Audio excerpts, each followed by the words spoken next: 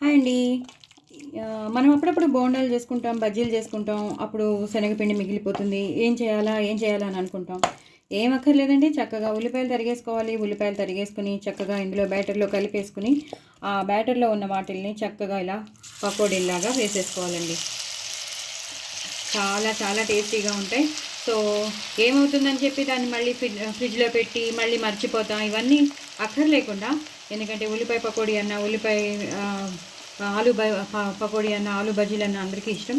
ఇదే బ్యాటర్లో మనం ఆలూలు స్లైస్ చేసేసుకుని వేసేసుకోవచ్చు. ఇలా ఎన్ని పడితే అన్ని వేసేసుకోవాలండి. చాలా చాలా టేస్టీగా ఉంటాయి. సో ఎప్పుడైనా సరే మనం పకోడీలు వేసినా, బజ్జీలు వేసినా మిగిలిపోతూ ఉంటుంది. సో మనమేం బాధపడక్కర్లేదు. చక్కగా ఉల్లిపాయలు మన ఇంట్లో ఉంటాయి, ఎప్పుడు అబండెంట్గా ఉంటాయి మన ఇంట్లో. ఉల్లిపాయలని చక్కగా ఇలా ఎక్కువ పిండి కాకుండా ఇలా ఇలా ఈ మాత్రం ఉండాలి, ఎందుకంటే ఉల్లిపాయలు కూడా కనిపిస్తూ ఉండాలి. సో మంచిగా ఉల్లిపాయలు వేసేసుకుని కోటెడ్ శనగపిండి అనేది కోట్ అయితే చాలు, చక్కగా వేగిపోతాయి. చూసారా, ఇంకొంచెం వేగాలి. ఇలా వేగాక మనం తీసేసుకున్నాం అనుకోండి చక్కగా ఉల్లిపాయ పకోడీ రెడీ అయిపోతుంది. సాస్తో తినచ్చు, టమాటో సాస్తో తినచ్చు, అన్నిటితోనూ. పచ్చడి ఏమైనా చట్నీస్ ఉంటే వాటితో తినచ్చు.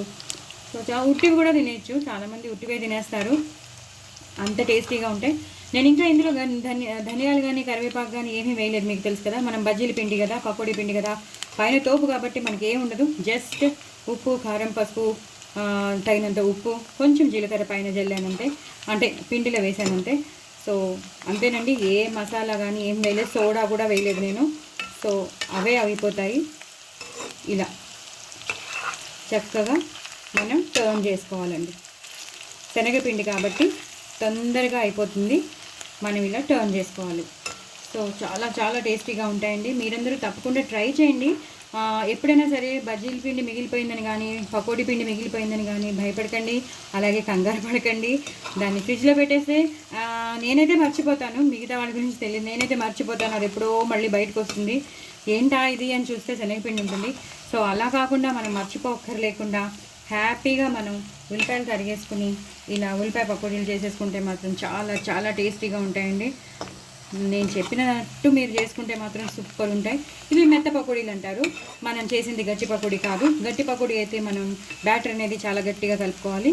ఇది మనం లూజ్ పిండి కాబట్టి డైల్యూటెడ్గా, అంటే కొంచెం అంటే కొంచెం జారుడుగా ఉంది కాబట్టి మనకి ఈ మెత్త పకోడీ అనేది వస్తుంది. చాలా చాలా బాగుంటుంది. దీన్ని మనం సాంబార్లో నంచుకోవచ్చు, పప్పులో నంచుకోవచ్చు, అన్నంలో అద్దుకుని తినచ్చు, ఎలా అయినా తినచ్చు. బట్ డూ ట్రై ఇట్ అండి. చాలా చాలా టేస్టీగా ఉంటాయి. నేను హైలో పెట్టుకున్నానండి. హైలో పెట్టుకుని చక్కగా ఇలా వేయించేసుకోవాలి. కరెంట్ వచ్చింది మాకు, ఇందాక నుంచి మాకు కరెంట్ లేదు. సో అలాగే చేస్తున్నాను ఒక చేత్తోనే. బట్ మీరందరూ ఆదరించండి, నా ఛానల్ని సబ్స్క్రైబ్ చేసుకోండి. నేను చాలా రిస్క్ తీసుకుని నేను చేస్తున్నానండి. నేను 1000 సబ్స్క్రైబర్స్కి దగ్గరలో ఉన్నాను. సో మీరందరూ తప్పకుండా నాకు హెల్ప్ చేస్తారని అనుకుంటున్నాను, సపోర్ట్ చేస్తారని అనుకుంటున్నాను. దయచేసి నాకు సపోర్ట్ చేయండి ప్లీజ్ ప్లీజ్ ప్లీజ్. నా ఛానల్ విత్ స్టాండ్ అయ్యేటట్టు చూడండి. సో ఇలా చేసేసుకుంటే మాత్రం మెత్త పకోడీలు రెడీ అయిపోయాయండి. ఉల్లిపాయలు బాగా వేగాలని రూల్ లేదండి. చక్కగా ఇలా క్రంచీగా ఉంటేనే బాగుంటాయి, మరీ వేగిపోతే కూడా బాగుండవు. సో ఇలా ఈ మాత్రం వేగితే చాలు. ఎందుకంటే పైన బజ్జీ పిండి అయితే వేగిపోయింది కదా, పకోడీ పిండి అయితే వేగిపోయింది, మనకు అది కావాలి. సో ఇలా ఉంటేనే ఏమవుతుందంటే ఉల్లిపాయ తీయగా ఉంటుంది. ఎప్పుడైతే ఉల్లిపాయ తీయగా ఉంటుందో పకోడీ అనేది చాలా టేస్టీగా ఉంటుంది.